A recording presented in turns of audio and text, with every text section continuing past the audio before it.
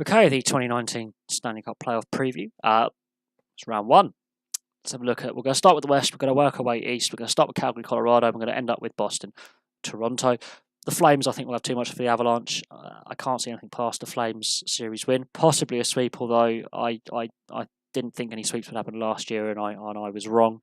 So don't follow me for predictions, but I think Calgary will have too much for Colorado. I think the Avalanche 2 years in a row they've just squeaked in by virtue of being the wild card. They haven't, taken last year as a stepping stone. I think they've slightly regressed, and they're too reliant on their top line for scoring. Whilst Calgary have that depth scoring, and depth scoring wins you Stanley Cups and wins you playoff rounds. Colorado, if you shut down Rantanen, Landeskog, and McKinnon, they can't score. It's been proven most of the season. If you shut down that top line, the other three lines, they're just not as good as other teams in the playoffs. They're possibly the weakest team in the playoffs. They wouldn't have made the playoffs in the East. So they are significantly further back than a lot of other teams that made the playoffs this year. And I don't think they took the progression they should have from last season as a stepping stone getting into the playoffs. They haven't developed as much as I would have hoped. Calgary have come on, and what a difference 12 months makes. This time 12 months ago, they're sacking Gulletson. Bill Peters is hired. Fell out the playoffs very early on and then fell apart. Massive turnaround. Winning division and conference. They haven't done that for 29 years. Last time they won the division of the conference, they were defending Stanley Cup champions. That's how far back that's how long it's been since the Calgary Flames were the top dogs in the West. It's going to be interesting. It's going to be interesting to see if they can back up their regular season form in the playoffs. But I think first round they're going to beat the Avalanche. The Nashville Predators, Dallas Stars. Nashville, possibly the weakest division winner out of the four. Didn't last year record-breaking season for them, and they haven't progressed. They've regressed massively. Dallas haven't been in the playoffs for a while. Another wild card appearance. Ben and Sagan have underperformed at points this season, and goaltending could be an issue for Dallas with Ben Bishop's fitness being questionable at times. On the Nashville side, can Pekka Rinne actually bounce back from last year's playoffs? And this season, at times, he has been exposed. So it's going to be interesting. I'm slightly favouring Nashville in this one, but this could go to 7. Winnipeg, St. Louis. St. Louis trying to charging in. Have they put too much energy into getting in? Winnipeg, they were trying to back out. It seemed the Central, no one really wanted to win that division in the last couple of weeks of the season. Nashville nearly threw away first place. Winnipeg did throw away first place. St. Louis shouldn't have been, as close as they were. Where they were 4 months ago to now is a massive turnaround, and that's down to down to Bennington. But Bennington throw into the playoffs. It's an unknown quantity. So goaltending for St. Louis could prove crucial. Their goaltending in the first half of the season was abysmal, and I'm not sure if Bennington he's had a great spell as a rookie, but he's never played in NHL playoffs before. On the Winnipeg side, they're getting Morrissey back, but is he match fit? Probably not. So they've had a few injury issues in the decor, and Line A is not performing as well. So this is actually probably the hardest series to call in the West. But how much energy have St. Louis put in to getting here? Have they exhausted themselves? We've seen so many sides go on these runs in recent years to get into the playoffs, be a virtue of wild card or seeded where they shouldn't have been, and then in the first round they get swept. So it's going to be interesting to see what happens with St. Louis, considering that the first half of this season and the second half of last season was so abysmal. Is there a mental side to their game?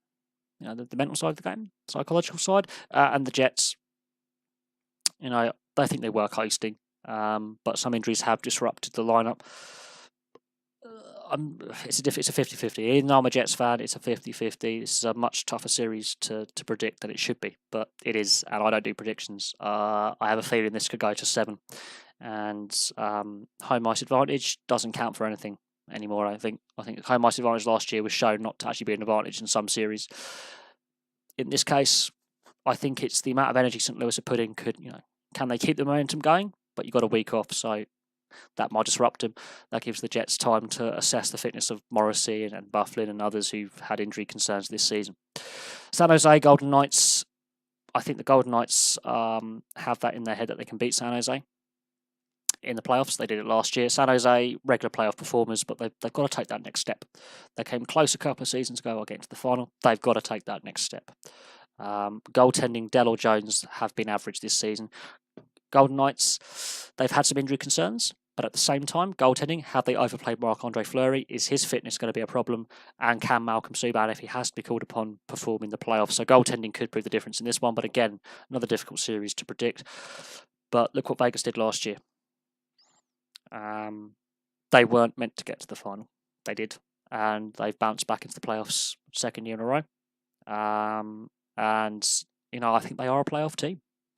And a lot of those players had decent seasons and backed it up, and they got to the playoffs. But the Pacific Division this year was a lot weaker. Some teams really struggled. And the Pacific was a very weak division this year. LA, Anaheim really struggled badly. Arizona gave some respectability to the Pacific towards the end with their charge to just narrowly miss out in the playoffs, but as a division, it wasn't a great division this year. Some of the teams really fell away really, really badly.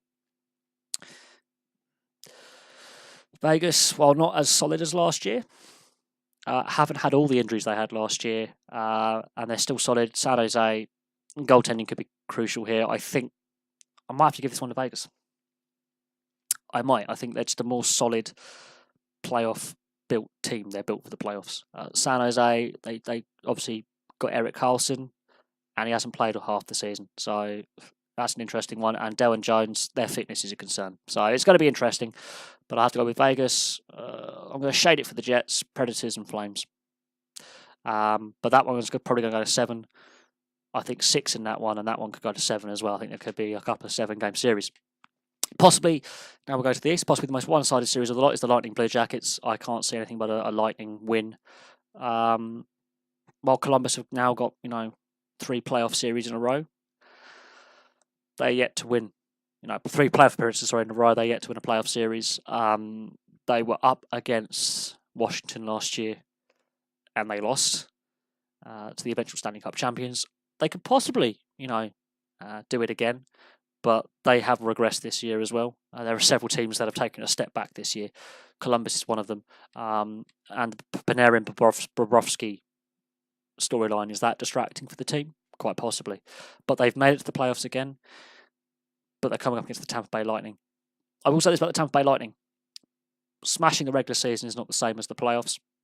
We've seen many a President's Trophy winner crash out in the first 2 rounds before. This is a potential banana skin. It is. But I think the Tampa Bay Lightning, they could do this in 4 or 5. This may be the only sweep that I predict in the first round. I believe that. I think this could be a sweep to the Lightning. It might be done in 5. I think Columbus, being the last team to qualify for the playoffs, leaving it till the last day of the season. Unless they can keep that, go. I think unless Tampa Bay possibly take them for granted and feel they're entitled to win, which I don't think they will. They're a top side. It is hard to see past them in this first round. But I do say this, if Tampa Bay have a tough series early on, that might actually do them more good than if they have an easy one. But I can't see past Tampa Bay for this one. The Islanders, the Penguins. No one predicted the Islanders to be here this time last year. The whole John Tavares situation, that's completely changed. They've played better without him than when they were playing with him. But they haven't won a playoff series in a very long time. I think they've only won 1 playoff series in the last 20 years or something. Their playoff record in my lifetime is abysmal. The Penguins have won how many Stanley Cups now? In my lifetime, they won 5. They won 3 in the last 10 years. They were trying to go for 3 in a row. Of course, they came up against the Capitals last year and lost. I do think the Penguins are not the side they were when they won their second Stanley Cup a couple of years ago. The 2 they won recently. They're still an experienced playoff team, and when it comes to playoffs, they know how to win. The Islanders, with that lack of playoff experience, could that count against them, or could that go in their favour? We shall see. It's a Barry Trotz team. He now tactically got it right last year for the Capitals. The defence is much tighter this year. The goaltending's better. They're scoring more goals. They seem to be a happier team than they were last year. They seem to be much better organised than they were last year. This could go to 7. I can't predict a winner in this one. I think the Islanders, with that lack of playoff experience and that lack of playoff hockey, that could go against them. But at the same time, those fresher legs, those fresher bodies, those fresher minds could be in their favour. The Penguins, at times this season, have looked very human, and at sometimes they've looked like superstars.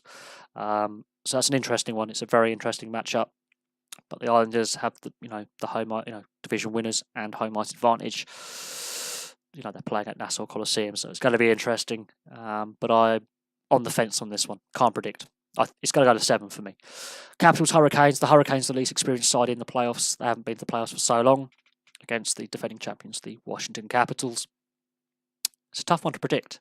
I think the weight of expectation is back on the Capitals. The weight was lifted off their shoulders because they finally got past Pittsburgh. They finally won the Stanley Cup after so many years of trying. 20 years since they last got the Stanley Cup final. So many years of trying, so many failures. They finally get it off their shoulders. Beginning of the season, they didn't start great. Tom Wilson's suspensions had something to do with that. He is key for them. The Hurricanes, they haven't been here for so long. No, I don't think any of these Hurricanes players have actually been in the playoffs. Maybe one or two veterans, but none of their young players have. It's a new style of hockey for them. That could be to their advantage again.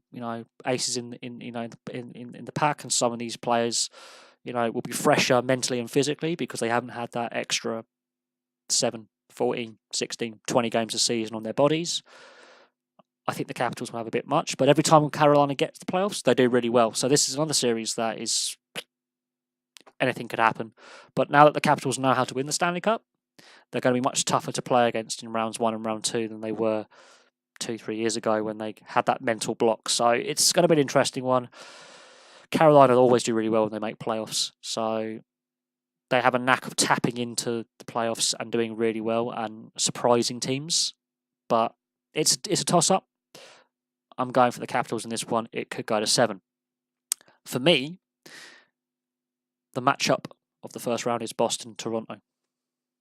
And this is why people are saying we should change the playoff structure.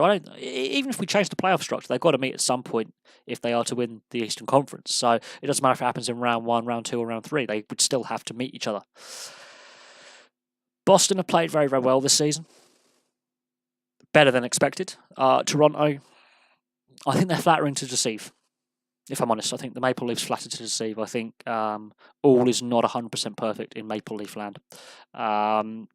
It's been, 52 years since they last won the Stanley Cup. The pressure on the Maple Leafs is intense.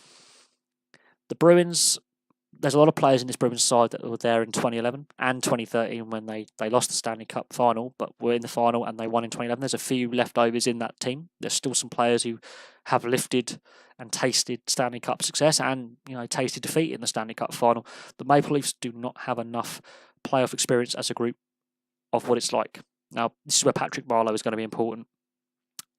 I think the lack of senior players in this Maple Leaf side could count against them. Freddie Anderson, if he gets shelled in a game, is Sparks A going to be fit enough to be on as the backup, or is it Hutchinson? Now, Hutchinson got shelled in 2015 when he was Winnipeg Jet. Did great things to get them to the playoffs, and then was exposed in said playoffs. So, while Anderson's a great goaltender, he was exposed last year in the playoffs, and it was against Boston. It's a rematch. The Maple Leafs will want to get over the Bruins, but the Bruins, I think, have more playoff experience and more winners in that side. Patrick Marleau notwithstanding, I don't think the Maple Leafs have enough playoff experience in there for a series like this. On saying that, the Hurricanes and the Islanders have a lack of playoff experience themselves by virtue of not being in the playoffs for so long, whereas the Maple Leafs have been to the playoffs now for consecutive seasons.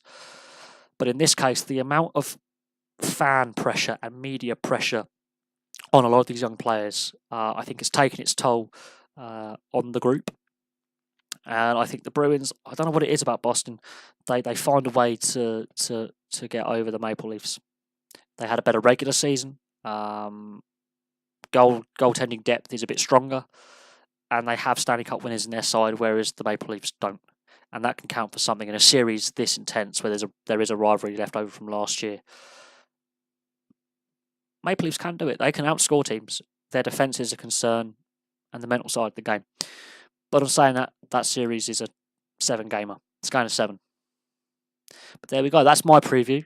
There's very few series. I would say the Flames, I think, are going to beat the Avalanche. The Predators, I think, would just shade it over the Stars. The Jets, Blues, I'm going with the Jets because I'm a bit of a homer in that sense. But at the same time, I think they have actually the better team as a whole. Golden Knights over the Sharks, the Tampa Bay Lightning over the Blue Jackets. I think that's going to go to 7. And I think because Barry Trotz now has got that win over the Penguins last year with the Capitals, I think the way the Islanders have played this season as a team, they're more united. I think the Islanders will pip the Penguins. Capitals over the Hurricanes, and I think the Bruins over the Maple Leafs. Yeah, I'm going with a lot of home ice advantage in this one. But I think the closest, most difficult series to predict is the Bruins Maple Leafs. That's probably going to be the only series that definitely goes 2-7 because of what happened last year. But Toronto needs to defend better and give Anderson more support. And once they get over that first round hurdle, much like the Capitals, they could have a decent run. But that's going to be a tasty series. But thank you very much for watching. That's my view on things. Place your thoughts below on who wins what, and I'll have some more videos for you soon.